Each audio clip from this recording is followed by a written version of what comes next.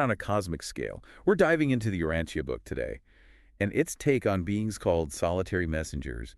And trust me, their need for me time is Nick XT level. Oh yeah, these guys are interesting. It's not just me time, it's fundamental to their existence. These beings, they're woven directly from the energy of the infinite spirit. Think of it as being hardwired into the universe's operating system before most of the universe even existed. Okay, talk about being the original cosmic employee. They predate the break room gossip, that's for sure. But it's not like they're slacking off, right? What are these solo acts responsible for? Well, their work, it's so deeply connected to the universe's source code that being near another being causes interference, like a cosmic short circuit. Bro. This begs the question, what kind of work requires that level of solitude? All right, you've officially piqued my curiosity. Give me the cosmic job description. The Urantia book lays out 7 categories of solitary messengers, each with a unique function in the grand scheme of things. 7. Okay, get ready for a cosmic resume unlike any other. Hit me with number 1. First, we have the messengers of the Paradise Trinity. Okay. Imagine handling the most classified intel in existence. We're talking about the inner workings of the Father, Son, and the Infinite Spirit, the ultimate cosmic power trio. Whoa, so not just any intergalactic memo. These are the beings entrusted with the secrets of creation itself. Are we talking cosmic spies? Diplomats on a universal scale? The book is fascinatingly vague on the specifics, but the level of trust implied is staggering. If the Infinite Spirit created them first and tasked them with this, it speaks volumes about their capability and loyalty. Makes you wonder if they ever get Employee of the Month awards. And what about those times when even a solitary messenger needs a little backup? That's where it gets really interesting, because next we have the messengers of the Havona circuits. Now picture this. Havona, the central universe, a realm so harmonious, so perfect, that most beings can only dream of experiencing it. Sounds like my kind of place, minus the whole no other beings allowed rule. Exactly. But solitary messengers, they have the cosmic clearance to not only enter Havona, but to find genuine connection with its residents. Wait, hold up. These beings who are practically allergic to company, they find solace in Havona. That's a pretty big deal, right? It suggests a resonance, a meeting of minds that even the Urantia book struggles to describe. It's as if their solitude finds its perfect counterpoint in the unified harmony of Havona. Okay, now we're venturing out of the central universe, because next up are the messengers of the super universes. And things are about to get really grand in scale. Imagine being responsible for communication not just across planets or galaxies, but across entire super-universes. Wow. They're the couriers of information that even gravity can't handle, the invisible threads connecting the fabric of the cosmos. Talk about a demanding commute. I can barely handle rush hour traffic, let alone intergalactic travel. So we've got the super cosmic scale, but then we also have the messengers of the local universes, right? What do these more local messengers do? Don't let the term local fool you.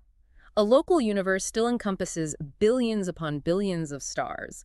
These messengers act as the eyes and ears of the universe's mother spirit, carrying out tasks vital to its very existence. Okay, so still a pretty big deal. What kind of tasks are we talking about? Imagine having your finger on the pulse of an entire universe, sensing a supernova about to go off and warning nearby civilizations, relaying news of newly evolved life forms. These messengers ensure the smooth operation of a system of unimaginable complexity.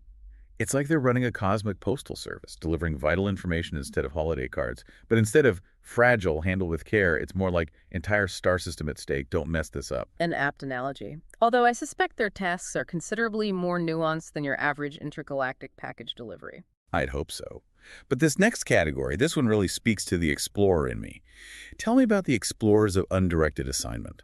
These are the cosmic pioneers, the ones who chart new worlds and discover galaxies yet to be fully formed. Wow. They embody that innate human desire to explore the unknown, but on a scale that boggles the mind. And the undirected part, does that mean they're just out there winging it? Not quite. They may not have specific destinations, but they're guided by a deep intuition, a cosmic compass that leads them to where they're needed most. So even their free time is spent pushing the boundaries of what's possible. Talk about dedication. But there are even more specialized roles, right? Indeed. We have the ambassadors and emissaries of special assignment. Think of them as the universe's diplomats, dispatched when time is of the essence. Because when you need a treaty negotiated between warring star systems or a rogue black hole talked off the ledge, you call in the experts. Precisely. But unlike your average intergalactic diplomat, these messengers don't have to deal with travel delays or jet lag. They can traverse unimaginable distances almost instantaneously. Now that is a superpower I could get behind. No more waiting in line at customs for this guy. Okay, we've covered 6 out of the 7 categories, and I have to say, my mind is already sufficiently blown.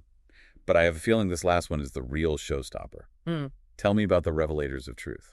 Now, this is where things get particularly intriguing. These are the messengers entrusted with spreading knowledge, perhaps even glimpses of the divine plan itself. Okay, now we're talking.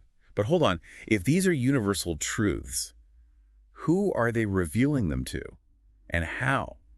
I have so many questions. It's like they're handling the universe's most precious wisdom, but the delivery method is shrouded in mystery. I'm on the edge of my seat here. And perhaps that's for the best. Imagine trying to teach a goldfish quantum physics. Some truths are just beyond our current comprehension. Okay, good point.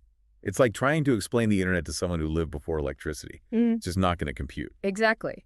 The book suggests that receiving certain truths prematurely could be detrimental, even dangerous. It's about timing and readiness. Which makes me think about these messengers themselves. They experience time and space so differently from us. How do they even DO that? They're individuals, yet they can travel at speeds that make light look like a snail? Even the Urantia book struggles to explain it in terms we can fully grasp.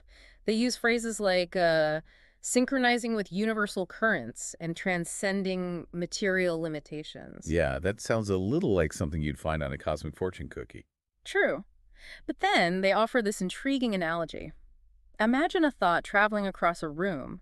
It's not bound by physical laws, yet it arrives instantly, impactful, real. Maybe that's the closest we can come to understanding how a solitary messenger moves. It's like they're tapping into a different kind of highway system, one that bypasses all the cosmic speed limits, which, honestly, makes my commute even more unbearable. But I digress. We've talked about how these messengers function solo, how they experience the universe differently, but it's their ultimate purpose that's really got me thinking. They're alone, yet they're holding the universe together. It's a beautiful paradox, isn't it? They challenge us to reconsider our understanding of connection. What if true belonging starts with embracing our individuality, our unique place in the grand scheme of things? It's like each messenger is a unique instrument, and their solitude allows them to contribute their specific note to the cosmic symphony. But wait, there's more, right? There was something about a place called Vice-Garrington. Ah, yes. Vice-Garrington. Even the Urantia book treats this location with an air of mystery. Like, it's the cosmic equivalent of a top-secret government facility, but instead Area 51, it's Vice-Garrington. This mysterious world is where solitary messengers are being sent, permanently assigned to these beings called Sons of Destiny. Sons of Destiny. Okay, now things are getting really interesting. Who are these VIPs, and what makes them so special? We don't know. And that's the most fascinating part.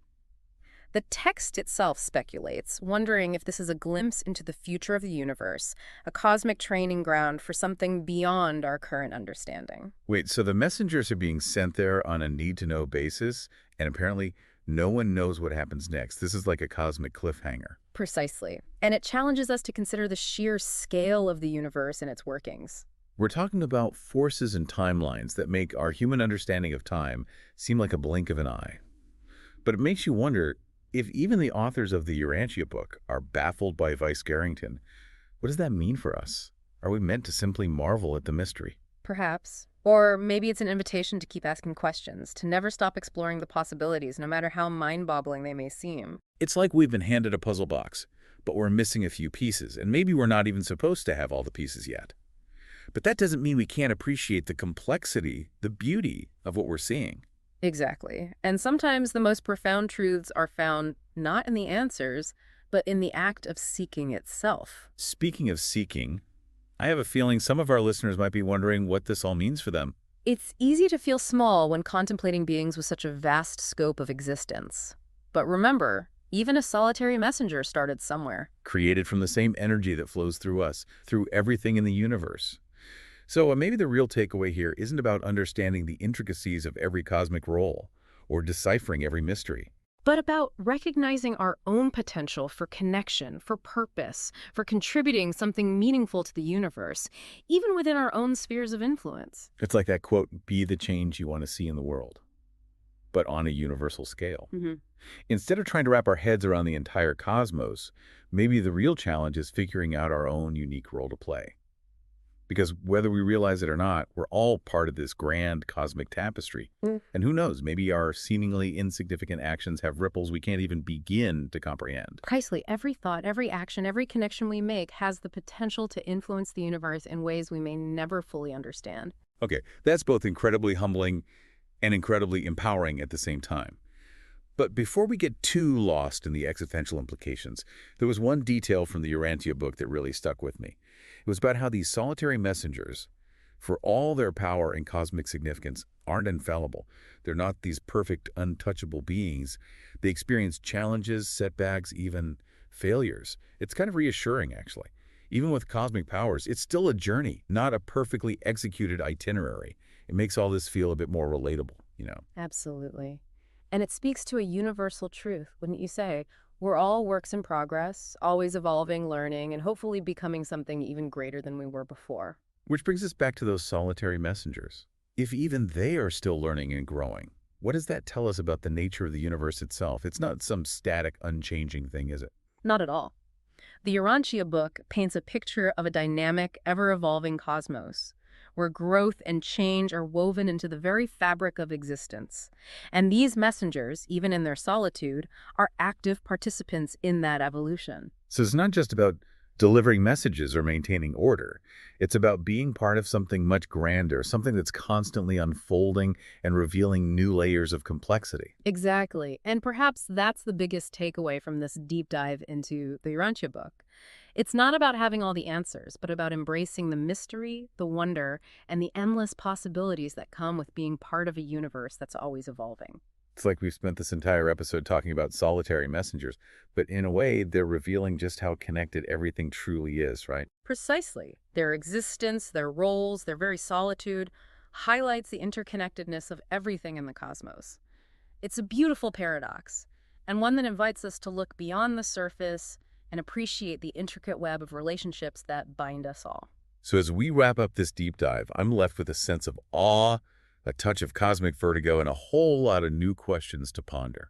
As it should be, because the search for knowledge is a journey without end, and the more we learn, the more we realize how much more there is to discover. Or like the Urantia book has given us a glimpse beyond the veil, and now we're left with this insatiable curiosity, this desire to see what else is out there. And who knows, maybe that curiosity, that thirst for knowledge, is its own form of cosmic connection, a reminder that we're all part of something much bigger than ourselves, all seeking understanding, all striving to make sense of this extraordinary universe we find ourselves in.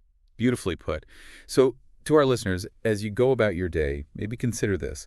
If you were a solitary messenger, what corner of the universe would you be drawn to explore? What truths would you dedicate yourself to understanding, even if it meant embracing a life of solitude? Keep those questions alive, keep seeking, and keep looking up at the stars. You never know what wonders you might discover within yourself and in the vastness of the cosmos. Until next time, happy exploring.